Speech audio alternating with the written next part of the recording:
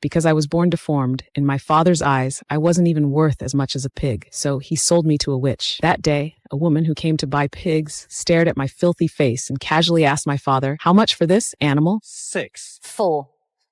What are you doing? Sold. 4 marks. Have you gone mad? You can't let them have her. As I said, sold. 4 marks. Terrified, I begged my mother to save me, but my father pinned me down so hard I couldn't even struggle. Just like that, I was treated as cargo and sold to a stranger, a woman who turned out to be the witch, Tisaya. She brought me to Aretuza, a place they called a sanctuary of magic. That night, I saw myself in the mirror for the first time. Ugly, twisted, almost not human. Shame and despair rose inside me. I smashed the mirror with my fist, picked up a sharp shard with trembling hands, and tried to end a life that felt meaningless. But I couldn't even die. The next day, I woke up in Aretuza's grand hall, with Tisaya standing beside me. Shaking with hatred, I gritted my teeth and asked her, "Do I not even have the right to die?" Oh, that's adorable, Piglet. You weren't taking control.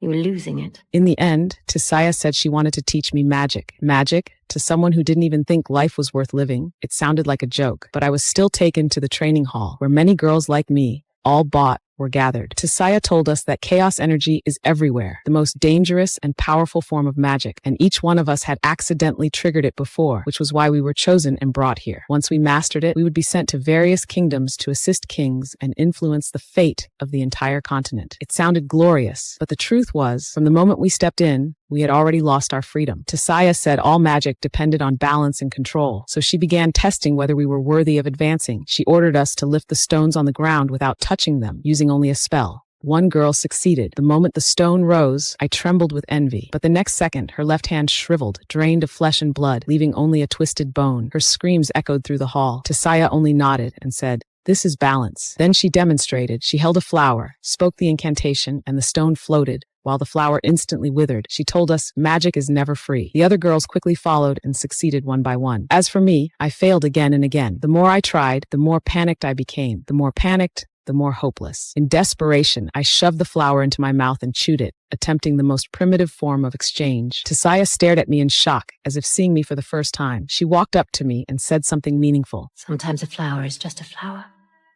and the best thing it can do for us is to die. But all I felt was anger, humiliation, and sadness crashing over me. I turned and walked away, not wanting anyone to see how close I was to breaking.